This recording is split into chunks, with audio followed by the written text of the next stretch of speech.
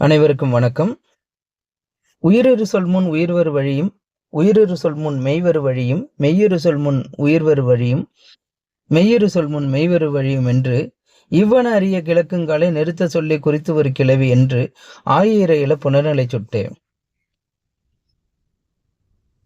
இங்கே இந்த நூற்பாவை 2 பகுதிகளை நம்ம பிரித்து கொள்ளலாம். ஒரு பகுதி நிறுத்த சொல்லே குறித்து ஒரு கிளவி. இது நம்ம முன்பே நமக்கு தெரிந்த நிலைமொழி வருமொழி அப்படின்னு சொல்றோம் இல்லையா? அதுதான் தொல்காப்பியர் அதை அவர் சொல்லல, தொல்காப்பியர் சொன்னதை நம்ம பின்னாடி மாத்தி வழங்கி வரோம். தொல்காப்பியர் என்ன சொல்றாருன்னா நிறுத்த சொல்லே குறித்து ஒரு கிளவின்னு சொல்றாரு. அப்ப ஒரு நிறுத்த சொல் இருக்கு, அதற்கு அடுத்தது குறித்து வருகின்ற ஒரு சொல் இருக்கு. நிறுத்த சொல், குறித்து வருகின்ற சொல், இந்த 2 சொல் இருக்கு. அதுதான் நிலைமொழி வருமொழி. அப்படி கூட நம்ம இதை பிராக்கெட்ல கொடுக்குறோம். நிலைமொழி வருமொழி அப்படின்னு நம்ம பின்னாடி சொல்லிட்டு இருக்கோம்.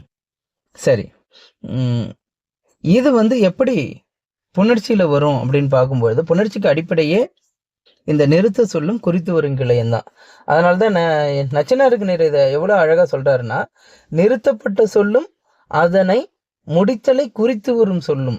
எவ்வளவு அழகா சொல்றாரு பாருங்க. நிறுத்தப்பட்ட சொல்லும் அதனை முடித்தலை குறித்து வரும் சொல்லும் அப்படின்னு சொல்லி அந்த 2 இயல்பினை உடையது இந்த புணர்ச்சி அப்படின்னு சொல்றாரு. அப்ப இந்த புணர்ச்சினா என்ன? புனர்நிலை சுட்டுக்கு மறுபடியும் நம்ம நச்சினாருக்கு நேற்று தான் போகணும். இந்த புனர்நிலை சுட்டு அப்படின்றதுனா என்ன அப்படின்னும் பொழுது அவர் ரொம்ப அழகா என்ன சொல்றாரு அப்படின்னா, சொல்லப்பட்ட ஒன்றனோடு ஒன்று கூடும் நிலைமை அப்படின்னு சொல்றாரு. அதாவது புனர்நிலை சுட்டு என சொல்லப்பட்டது எது அப்படின்னா, ஒன்றனோடு ஒன்று கூடும் நிலைமை அப்படின்றாரு.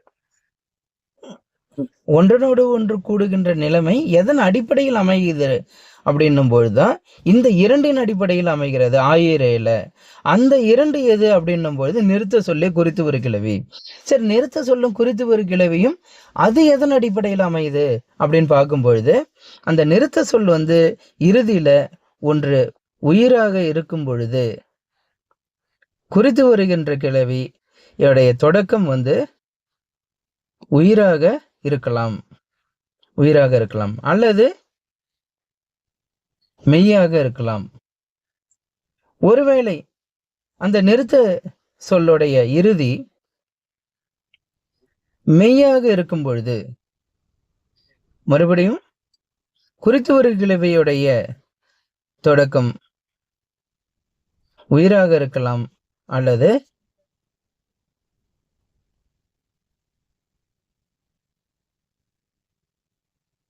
மெய்யாக இருக்கலாம்.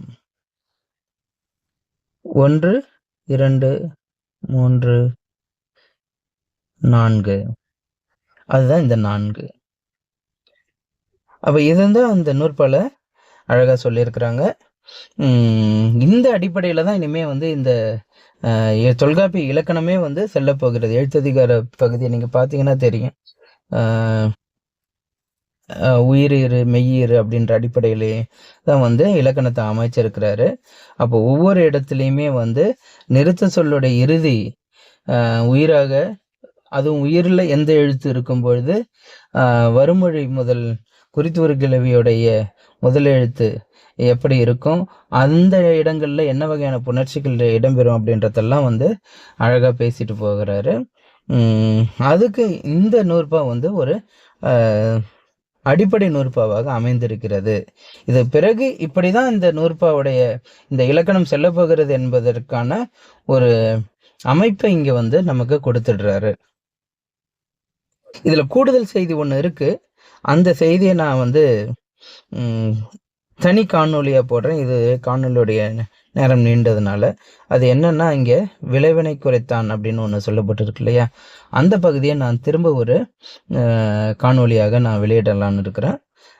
ரொம்ப பெரிய செய்திலாம் இல்லை, ஆனால் கண்டிப்பாக அது தெரிந்திருக்க வேண்டிய செய்தின்றதுனால அது தனி காணொலியாக பதிவிடலான்னு இருக்கேன். நன்றி, வணக்கம்.